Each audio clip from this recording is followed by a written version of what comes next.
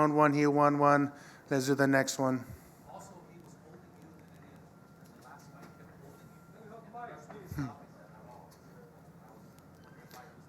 holding you. Yeah, you know, he was boxing his life out, you know. But like I said, there's no excuse.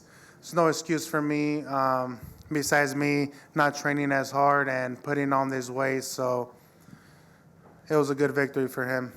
Andy, why didn't you train harder? Is it Where is that? Andy, Oh, okay. why didn't you train harder? What's the? I don't know. You know, there's just a lot of things was going on my plate, you know. But like I said, there's no excuse. I learned from my mistakes. I know what I didn't do and what I should have did for the camp, and it paid off, you know. But I learned from my mistakes, and I know I'll be ready for the next one. Early on, Andy, he had some good punches that made some good bloodshot on your face. How did that affect you in any way? You know, it affected me a little bit. You know, I couldn't see really good for the left eye, but I think I maintained good. I think I should have pressured more. I think I was waiting too much. My arms wasn't fluid like it usually is, you know, and I think it was because of the weight. And, you know, I weighed in too heavy, you know, and I wasn't able to throw my combinations. But the cut, it messed me up a little bit, but us warriors and us fighters in there, we try to ignore the cut and we do our best to do our job. Andy, Telemundo Deportes, esperaste hasta el último asalto, los últimos 10 segundos, para invitarlo a pelear contigo al centro del ring. ¿Por qué esperaste tanto y qué mensaje le tienes a tu afición mexicana? Pues yo quiero ver el peso que subí de mucho. No podía tirar las combinaciones que yo tiro. Y yo creo que él tenía miedo a poner frente a pelear como hombres, pero ese era su estilo. Él quería boxear, pero yo no hice lo que tenía que hacer, y toda la raza que me anda apoyando los perdono, porque yo siento que le hice abajo. Si Dios quiere, para la otra voy a tener la victoria y voy a ser más mejor, me voy a poner más listo, más firme, y vamos a agarrar esta victoria. Andy Ruiz, ESPN Los Angeles, Nazir again. Other question is, if you were to have a rematch, the third rematch, where would you have it? In the USA, and what would you do different? How would this fight go different from the first fight and tonight? I think I'll prepare myself a lot more, you know. From being the champion my first time, it was kind of hard, you know, from being over here and over there, missing training. And like I said, I don't want to have no excuses, but I know I'm going to work my ass off. And look, being not that great a shape, look how I did. I did pretty good. I took all his shots. I felt I should have just pressured more and let my hands go. You know, I think that's what I needed to do. And you know, I got him a few times. He got me a few times. I ate his punches. And, you know, if we would have went toe-to-toe, I think that's when I was connecting. But I know for the trilogy, I know I'm going to be a lot better. And it doesn't matter where it's at. If it's here, even better. You know, I want to redeem myself here in Saudi Arabia. How are you feeling physically after the fight? Are you okay? Like, are your injuries all right? Just wanted to check on you. Yeah, I'm okay. Besides the cut that I have, you know, I'm just a little disappointed. And me and my dad and my team were talking that I should have listened to them, and you know, I shouldn't have put on all this weight. I try to kind of do the training on my own, you know, and I'm sorry, man, you know, and sorry to my dad. I should have listened to them more, you know. I think I got too confident on myself, and like I said, there's no excuses. He won. I won one, and I know for the third one I'm going to be a lot better. Andy, back here. When did you know in camp that you hadn't trained enough? Was there a point where you said to myself, man, it's too late now and I should have trained more? There was, you know, and I think we started too late, and I don't want to say the 3 months of partying or of that I had celebrating and whatnot kind of affect me, because to tell you the truth, it kind of did. But what can I say? just learn this mistake, and I'm glad I learned it now that I'm still young. You know, this is just the beginning for me, and there's a lot more fights coming soon. And you were mentioning before that it might have affected your arms and made it less fluid. Do you think it also affected your foot speed and the way you cut off the ring? It sure did. You know, I was just following him. I felt like I wasn't doing what I do best. You know, I wasn't letting my hands go. I was letting myself open. I was taking all his best shots.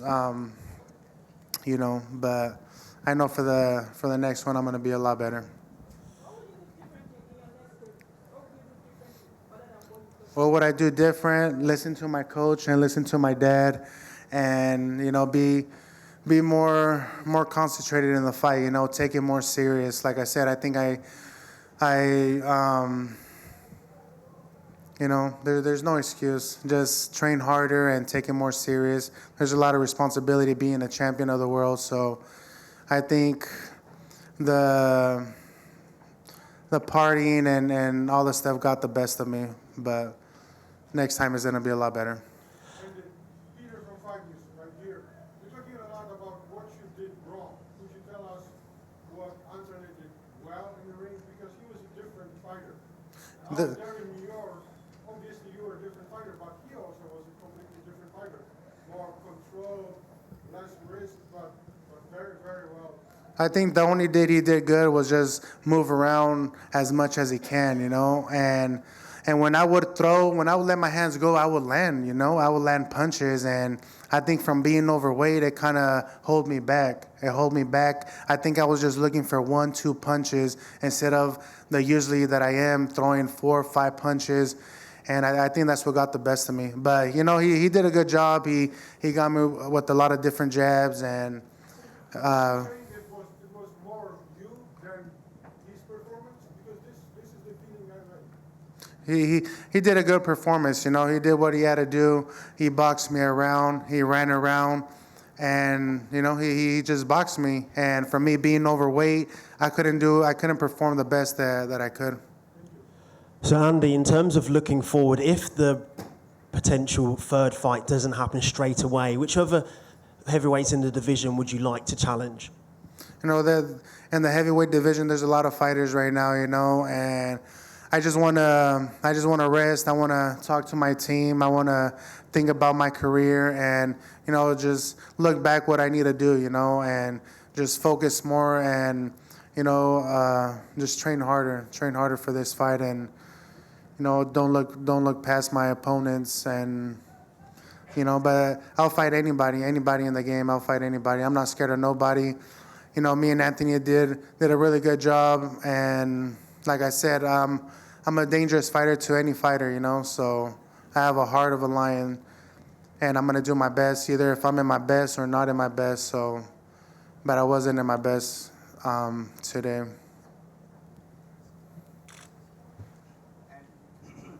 you were able to, last time you did get dropped, you didn't really want to throw the shots more. Was there a power difference? Did you feel being even lighter? You know what? I took his shots really good. You know, I didn't feel really hurt. Besides the one that he cut me, it was kind of bothering me a little bit. But you know, we all hit hard in the heavyweight division, and it only takes one punch to change the fight. But I think I took his punches really well, and you know, he didn't knock me down at all like I did on the first fight. But like I said, the next fight is going to be a lot different. Question for Manny. Yes. ESPN Africa. Were you surprised by AJ's tactics in the fight? Well, we did expect for him to stick and move. He did a good job at it, you know, in boxing. But honestly, we also thought that he was gonna try to stand and fight Andy. And when he did, the little that he did when he did, we feel that Andy got the best of him. But then he went back to his game plan. He listened to his coaches. So I gotta commend Andy and his coaching for coming up with a good game plan.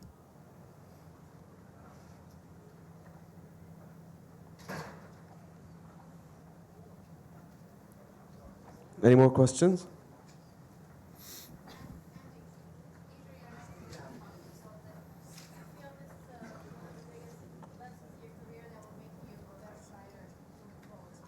It is, you know. I think I'm gonna learn from my mistakes, and like I said, I'm happy that I learned right now. Then later, I'm still young, and you know, there's still a lot bright future for me. And you know, I just gotta learn from my mistakes, just like how he did from the first fight. And there's no excuses. He was a better man, and I just needed to. I should have just taken it more serious, and I think it would have been a different fight.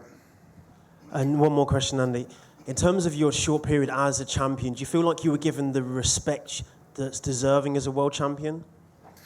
No, I think people are still doubting me, you know, but I'm still a dangerous fighter to any fighter in the heavyweight division.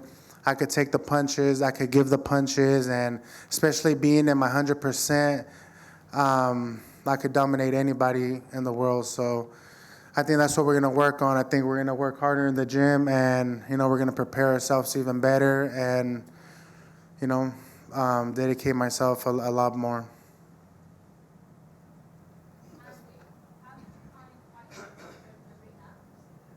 Excuse me, I didn't hear you.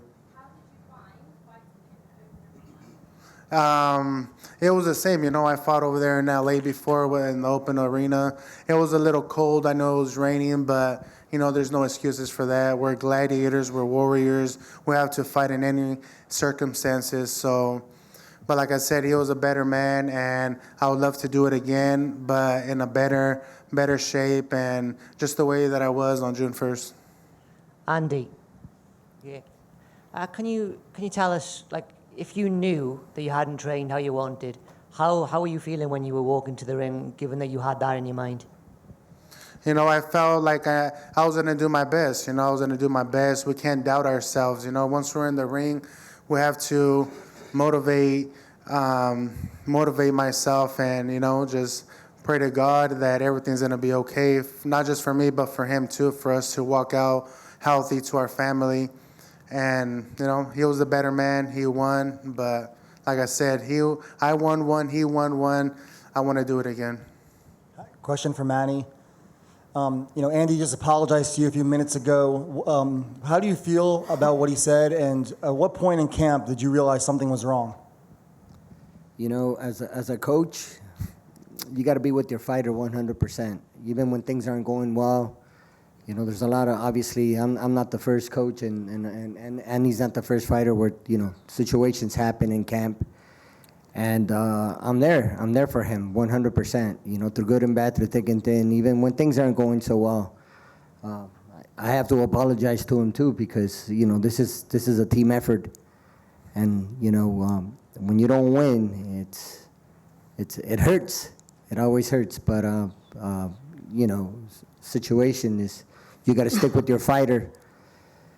Even when things, once again, even when things aren't going well, there's a lot of things that media people don't know, but you got to, you know, you got to stick with your guy. You got to stick with your fighter no matter what.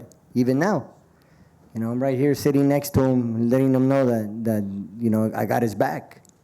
You know, a lot of people are gonna shy away or run away or whatever, but I'm not that type of individual. I'm with my fighters 100%. And Andy, you know, as the seconds were ticking by at the end of the fight, you were motioning for Joshua to come and fight you. Were you frustrated, and what did you think about him? Because even when you were in the exchanges, he was jumping out of them rather than trying to punch his way out. I was a little frustrated, you know, because we didn't do what we've been working on. And like I said, I think for me being overweight, I wasn't fluid enough. I wasn't moving the way that I wanted to move, you know. I think being overweight got the best of me. I thought it was going to be a better thing for me. I thought I was going to be stronger, but I think being lighter, I'm going to let my hands go, and I'm going to be a completely different fighter. But, you know, I think he did a good job. Yeah, now, you know, we've all had moments in our lives where we procrastinate and say, all right, I'll do it tomorrow. Was there points in camp where you were just like, all right, tomorrow I'm going to get it together and do this? And of course, there is always tomorrow, and Manny knows, and my dad knows too. And like I said, I should have listened to them, and I'm pretty sure we would have got the victory. But, you know, we learn from our mistakes. You know, Manny could tell the truth, my dad could tell the truth, but I don't want them to be no excuses, you know. He won, but I know it's going to be a lot better next fight. Andy Ruiz, Nazir from ESPN Los Angeles. You've been such a phenomenal role model for your country, Mexico. I have a lot of Mexican friends. I'm from Los Angeles myself. They all talk so highly about you. What does this mean to you? Like, what you've done for boxing, especially for the Mexican community in your country? You know, right now I'm a little disappointed in myself because I know I could have done a lot better. But, you know, I'm still happy, and I still thank God for Him putting me in this position. You know, this is a dream come true. I made my dreams come true on June 1st, and, you know, it was another dream being the main event here in Saudi Arabia, a big card, you know, so I don't take nothing for granted. I learned from my mistakes. I'm proud of being here, you know. I'm the first Mexican heavyweight champion of the world that there's ever been, you know. I'm in the histories, but I just thought I should have took this fight more serious, and, you know, and everybody that's out there that has a dream, you know, they could accomplish anything that they want. Look at me, I came a long way, you know, a lot of roller coasters, a lot of ups and downs, and this is one of my ups and downs that I could tell my story, and best believe I'm going to come back and I'm going to bounce back and be in the heavyweight champion of the world once again. Thank you, everybody.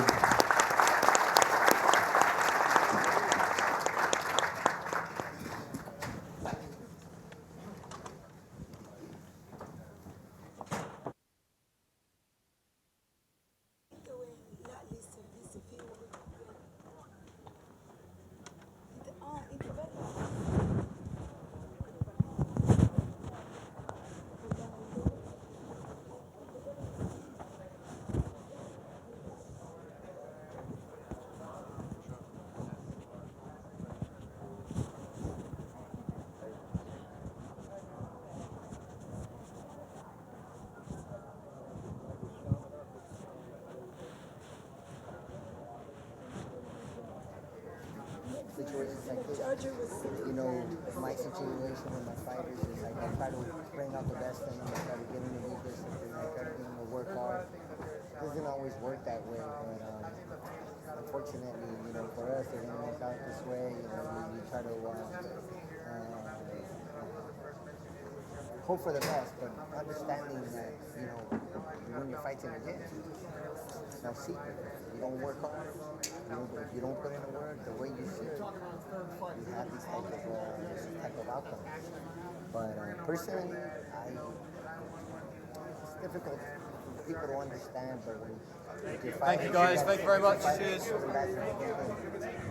In this situation, we didn't walk away with the win, but I got to stick with my guy, and he's got to know what he did wrong and what we did wrong as a team. But you got to stick with it. Right.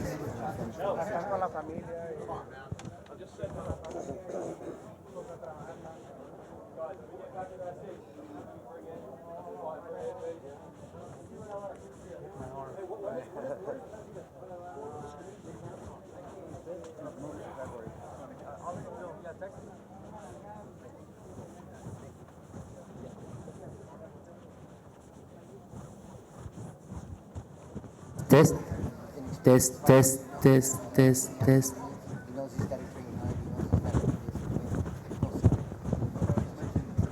طيب كمان test, test. You know what? I believe that kid. He's got to go out there and be some top heavyweight contenders. It's not just going to happen for him. Not immediately. In the future, if he means what he says about going back to the gym and working hard, then, you know what I mean? If he needs it and if he prepares himself the way he should, beat some top contenders. You know what? I wasn't with him if he did. I can't say because I didn't party with him when he did. What kind of coach would I be if I did that? But I was in the gym waiting for him on a daily basis, calling him every day, trying to get him to work hard, to train hard. That's my job.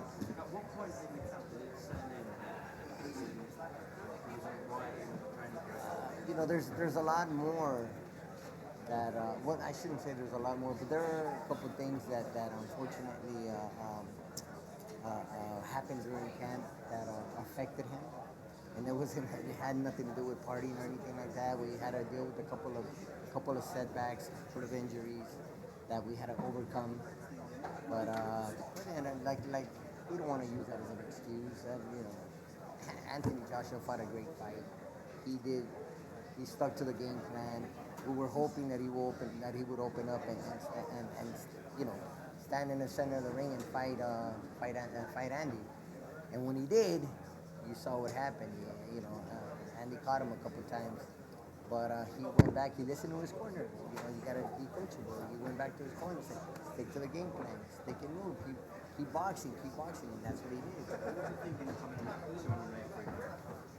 Say that again. What was the thinking behind coming up? It wasn't. Unfortunately, like I said, some things happened in camp where we had to, and I don't want to make it sound like it's an excuse because it's not. But things happened in camp where we had to recover from an injury. So you know what I'm saying. So therefore, it wasn't where okay. I couldn't get him to work as hard or run and get the most out of him in training because of the injury, and due to the injury, it was still. Sorry? Wait. I think. Hunter. Unlikely. AJ's coming in 5 or 10 minutes, so unless they stick around, but I think it's in shape the way you that? What would have been different? Oh, definitely. I mean, he would have been a top fighter, that's for sure. And things were going. I mean, everything. We had the time. We had the sparring. We had the proper sparring, I believe. Never know, do you? But Never know. it's up to the fighter. It's definitely up to the fighters. I'd rather not discuss that, but because I don't want to make it seem like an excuse. I don't want to make it sound like the better man won. Period. Unfortunately, as Andy said.